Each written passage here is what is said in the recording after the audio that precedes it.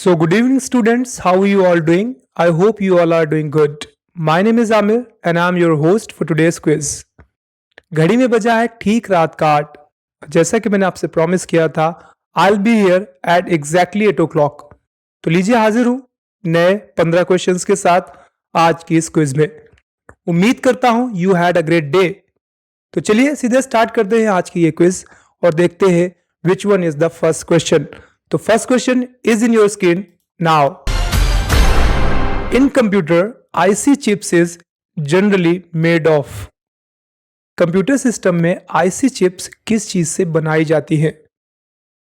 Option A silicon से, option B chromium से, option C gold से, इन ऑप्शन डी मरकरी से। तो आपका जवाब अब आप सेंड कर सकते हैं। Your time starts now.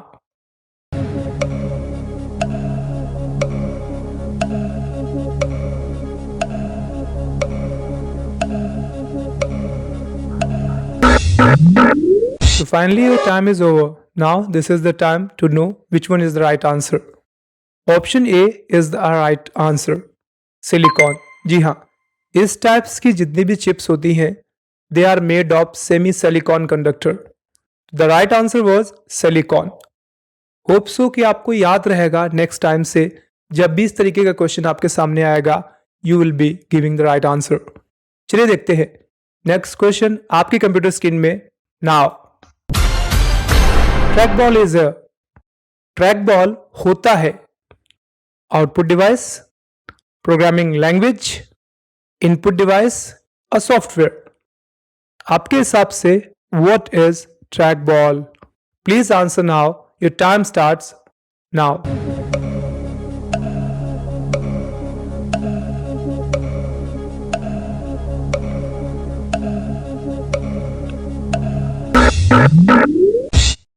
So finally time up. Let's know इसका सही जवाब क्या है। The right answer is input device. जी हाँ, ट्रैक बॉल एक इनपुट डिवाइस है। एक प्रकार की बॉल होती है जो मूव करती है और डिस्टेंस को ट्रैक करती है। पहले जो माउस आते थे वो भी बॉल ग्रिड माउस थे जिनमें नीचे माउस के जस्ट नीचे यहाँ पे बॉल पड़ा रहता था। तो जब हम माउस को ड्रैग करते थे तो बॉल मूव करता था और वो बॉल मूव करता था तो कर्सर मूव करता था। कुल मिला के सारे इनपुट डिवाइस के ही एग्जांपल्स हैं। तो इसका सही जवाब था इनपुट डिवाइस। होप सो आपको याद रहेगा। तो next question is in your screen now. Which of the following is not a binary number? दिए हुए ऑप्शंस में से बाइनरी नंबर नहीं है। 2 0 2 0 0 1 1 0 1 1 1 0। अपना जवाब अब आप सेंड कर सकते हैं। Your time start now.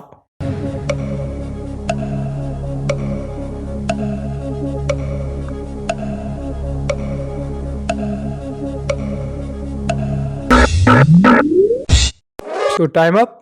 I don't think so कि मुझे बहुत ज्यादा एक्सप्लेनेशन की जरूरत थी या है। इसका सही जवाब तो आपको पता ही होगा। इसका सही जवाब था 2 0 2। चूंकि बाइनरी का बेस होता है 2। बाइनरी अंक जितने भी होते हैं 0 और 1 से मिलकर बनते हैं, लेकिन यहाँ पे 2 आ गया है। इसका मतलब कि गलत जवाब है। ये बाइनरी नहीं है तो ये सही जवाब है। सॉरी, गलत नहीं, सही जवाब है। उम्मीद करता हूं आपको याद रहेगा। चलिए देखते हैं अगला क्वेश्चन क्या है। तो next question is in your screen now. Which of the following is the largest memory size? थोड़ा देख लीजिएगा, ठीक है, कि टेराबाइट गीगाबाइट देख के बट आप क्लिक कर दे। पहले आप देख लीजिएगा कि कितने जीरो बड़े हुए हैं, उसका मतलब क्या निकलेगा। ऑप्शन ए आपके सामने है, पढ़ दीजिए, मैं पढ़ूंगा नहीं अभी फिलहाल। किलोबाइट्स में है, अगला मेगाबाइट्स में है, तीसरा गीगाबाइट्स में है एंड चौथा टेराबाइट में है।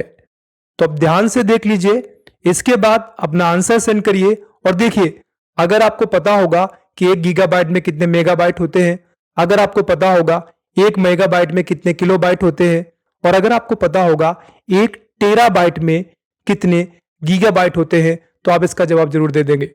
तो आपका टाइम स्टार्ट होता है अब। अपना जवाब अब आप सेंड कर सकते हैं।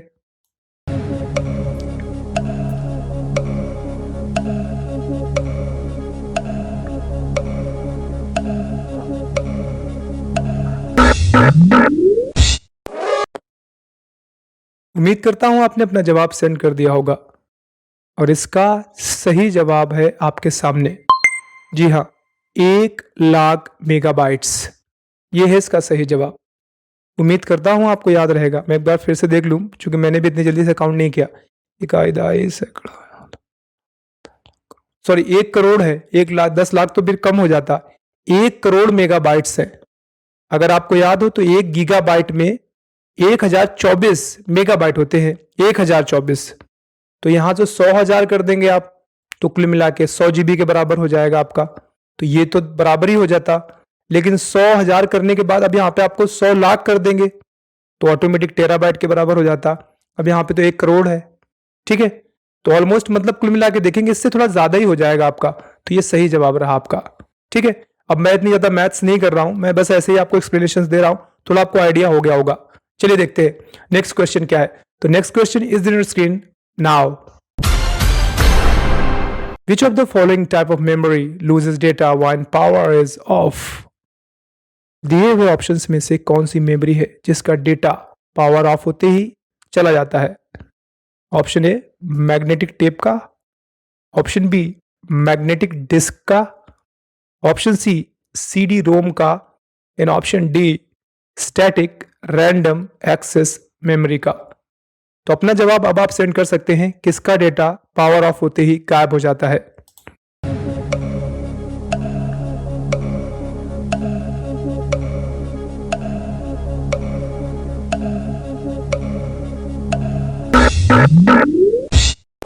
चलिए, उम्मीद करता हूं आपने अपना आंसर सेंड कर दिया होगा।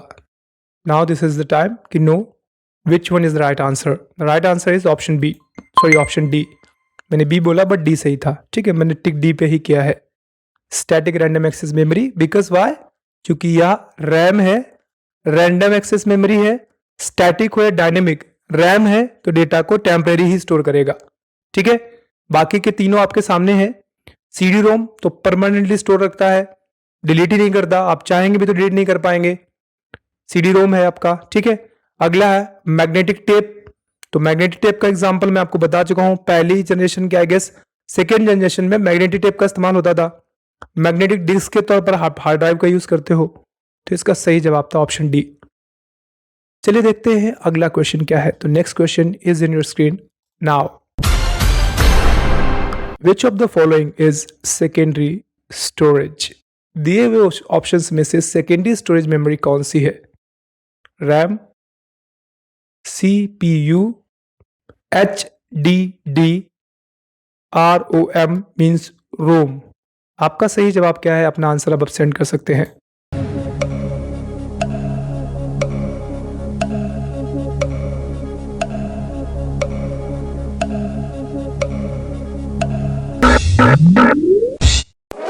सो फाइनली टाइम समाप्त होता है। सही जवाब है hard disk drive.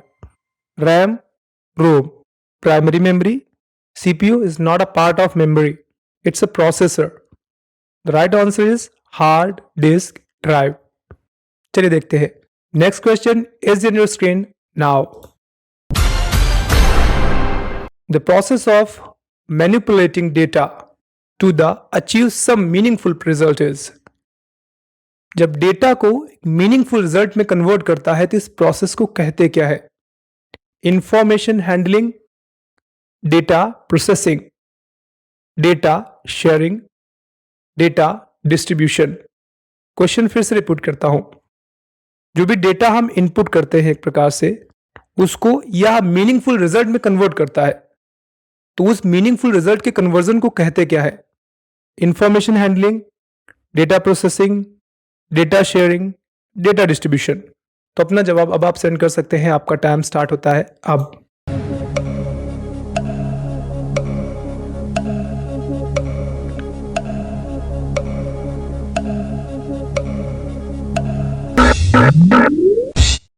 Time up and right answer is data processing. Question तो मैंने पहले ही बता दिया था। डेटा को प्रोसेस करके एक मीनिंगफुल रिजल्ट बनाना है तो डेटा प्रोसेसिंग ही होगी रिजल्ट निकालने के लिए। सही जवाब था डेटा प्रोसेसिंग। चलिए देखते हैं आज की इस क्विज का अगला क्वेश्चन क्या है। The next question is in your screen now. Which of the following is an impact printer? दिए हुए ऑप्शंस में से इम्पैक्ट प्रिंटर का एग्जाम्पल है laser, inkjet, dot matrix, none of these options. इसका जवाब मैंने पिछले क्विज में दिया था आपको। क्वेश्चन ये नहीं था, क्वेश्चन कुछ और था, बट मैंने इसका जवाब दिया था आपको लास्ट क्विज में। चलिए अपना आंसर आप सेंड करिए, आपका टाइम स्टार्ट होता है अब।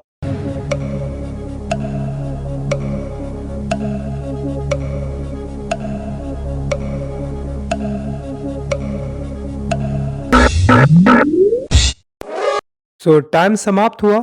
लेट्स फाइंड आउट इसका सही जवाब क्या है। सही जवाब है डॉट मैट्रिक्स। याद दिलाता हूं क्वेश्चन क्या था। लास्ट टाइम मैंने आपसे क्वेश्चन पूछा नॉन इम्पैक्ट प्रिंटर का एग्जांपल है, उसमें ऑप्शन में आपका लेजर प्रिंटर दिया हुआ था, डॉट मैट्रिक्स प्रिंटर भी दिया हुआ था। तो मैंने बताया था उसका सही जवाब था लेजर, क्योंकि उस समय सवाल पूछा गया था नॉन इम्पैक्ट प्रिंटर का एग्जाम्पल। अब पूछा गया इम्पैक्ट प्रिंटर का एग्जाम्पल, तो उस समय मैंने आपको बताया था कि जो डॉट मैट्रिक्स प्रिंटर्स होते हैं वो तो इम्पैक्ट प्रिंटर के एग्जाम्पल्स हैं, तो वो तो सही नहीं हो सकते वहां पे, बट यहां पे इस क्वेश्चन में सही यही होगा। चलिए बढ़ते हैं आज की इस क्विज के अगले क्वेश्चन की ओर। So next question is in your screen now. What do we call the set of instructions given to the computer? जब कंप्यूटर को बहुत सारे इंस्ट्रक्शंस हम देते हैं तो उन इंस्ट्रक्शंस को कहते क्या है? File, data, program, notice. अपना जवाब अब आप सेंड कर सकते हैं, आपका टाइम स्टार्ट होता है अब।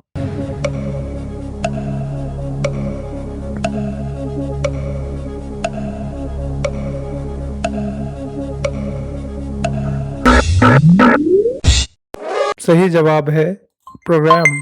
प्रोग्राम की डेफिनेशन ही होती है सेट ऑफ इंस्ट्रक्शंस, नियमों का एक समुच्चय प्रोग्राम कहलाता है। सॉफ्टवेयर्स भी एक प्रकार के प्रोग्राम ही होते हैं, बहुत सारे नियमों से बनाए जाते हैं। सही जवाब था प्रोग्राम। उम्मीद है आपको याद रहेगा। All the softwares are the part of program. ठीक है, चाहे वो ऑपरेटिंग सिस्टम हो, चाहे वो सिस्टम आपका एप्लीकेशन सॉफ्टवेयर हो, या आपका सिस्टम सॉफ्टवेयर हो, कॉस्ट बेस्ड हो, नॉस बेस्ड हो, रेडीमेड हो, यूजर डिफाइंड हो, all are the programs, all are the set of instructions.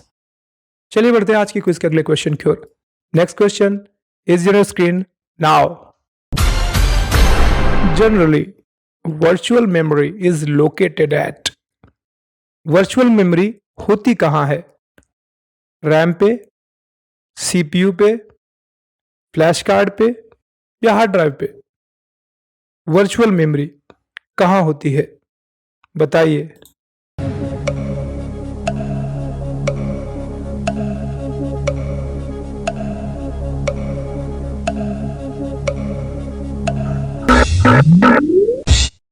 Time up. सही जवाब RAM, random access memory. I guess there is need of explanation. आपको समझ में आया रैम क्यों? अगर आपके कंप्यूटर में, मोबाइल फोन में आपको बताया गया है 2 GB रैम मिली है, तो क्वेश्चन इज क्या आप वो 2 GB रैम यूज कर पाते हैं? तो जवाब है गलत। नहीं, ऐसा नहीं है। क्यों? 2 GB रैम तो आपको मिली है। जब आप अपना मोबाइल फोन ऑन करते हैं तो जो मोबाइल फोन का इंटरफेस होता है ऑन करने के बाद, तो वो भी तो कहीं दिखता है। What is the role of RAM? RAM is to display. RAM दिखाती है, डिस्प्ले कराती है। तो आपका ऑपरेटिंग सिस्टम भी रैम पे ही होगा। इसीलिए जितनी भी रैम होगी उसका कुछ हिस्सा आपका ऑपरेटिंग सिस्टम ऑलरेडी अलग कर लेगा। बस वही आपकी कहलाती है वर्चुअल मेमोरी। ठीक है, बोलने के लिए बोल दिया है कि 2 GB है, बट सच्चाई ये है कि आप उसमें से 1.5 GB ही यूज कर पा रहे हो। 500 MB अप्रोक्सीमेटली वो वर्चुअल है आपके लिए, because that is not for you, that is for operating system. Operating system will use it. उम्मीद है आपको याद रहेगा। फिर भी डाउट हो तो आप कमेंट में लिखिए। I will make a separate video on this topic just to explain. चलिए बढ़ते हैं आज की क्विज के अगले क्वेश्चन की ओर। नेक्स्ट क्वेश्चन आपकी स्क्रीन पे ये रहा। Among the following, which type of device is keyboard? अब एक कीबोर्ड क्या है? Output device, processing device, input device या स्टोरेज डिवाइस? क्या है कीबोर्ड? बताइए। आपका टाइम स्टार्ट होता है अब।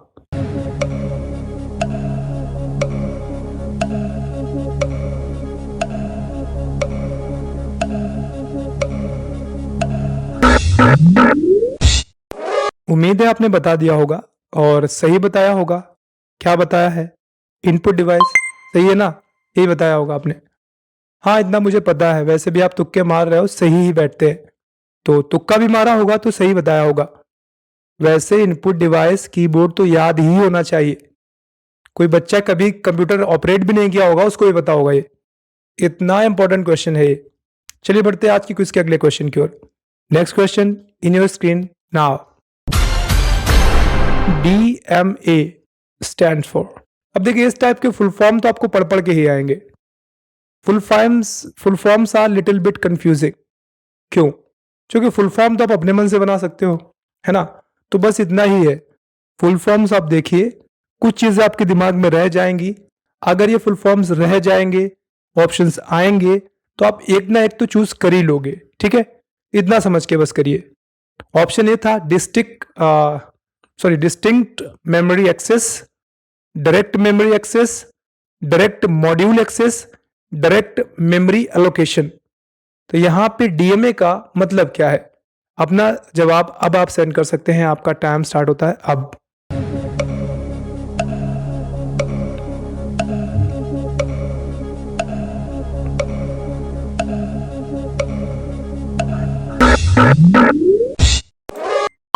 डायरेक्ट मेमोरी एक्सेस याद रहेगा, प्लीज याद रखिएगा। डीएमए का मतलब होता है जो मेमोरी को डायरेक्ट एक्सेस करे, डायरेक्ट मेमोरी एक्सेस। चलिए बढ़ते हैं फिर अगले क्वेश्चन की ओर।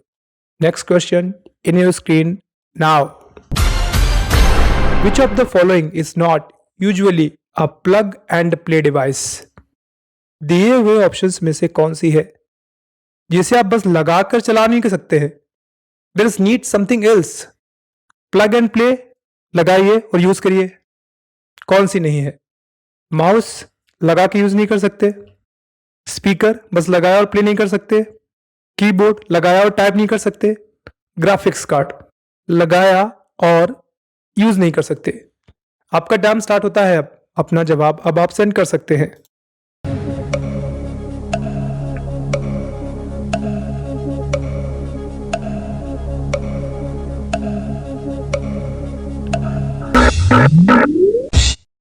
कंफ्यूजन नहीं होनी चाहिए, क्योंकि 3 तो आप जानते ही हैं, चौथे का भले ना यूज किया हो। सही जवाब था ग्राफिक्स कार्ड। ठीक है, ग्राफिक्स कार्ड लगा के यूज नहीं करते आप, उसको ओपन करके आपको मदरबोर्ड में लगाना पड़ेगा। ठीक है, ग्राफिक्स कार्ड वैसे तो लग के आता है, एक्सटर्नली आपको लगाना है तो फाइन। माउस, स्पीकर, कीबोर्ड तो आपने खूब यूज किए होंगे, तो आई डोंट थिंक सो इतना टफ रहा होगा आपके लिए क्वेश्चन। चलिए बढ़ते हैं आज की क्विज के अगले क्वेश्चन की ओर। Next question in your screen now. UNIVAC is universal automatic computer, universal array, unique automatic computer, unvalued automatic computer। UNIVAC है क्या? वैसे मैं बता दूं, यूनिवैक सबसे पहला कंप्यूटर है जिसे अकाउंटिंग के लिए यूज किया गया था, अकाउंटिंग पर्पस पे, पेरोल के लिए। ठीक है, अब इनमें से इसका फुल फॉर्म क्या है वो आप बताइए। तो आपका टाइम स्टार्ट होता है अब।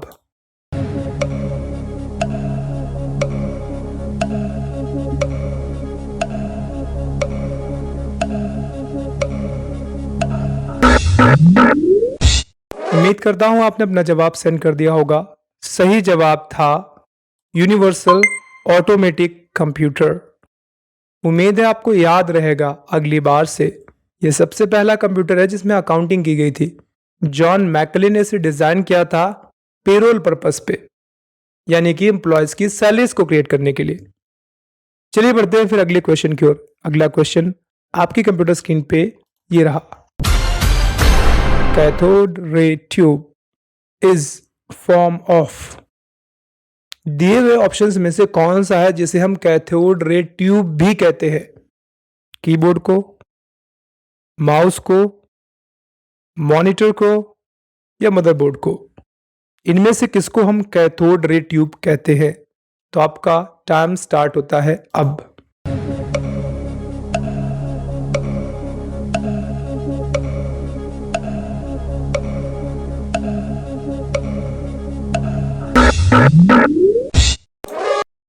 मॉनिटर, जी हाँ, मॉनिटर मीन्स सीआरटी।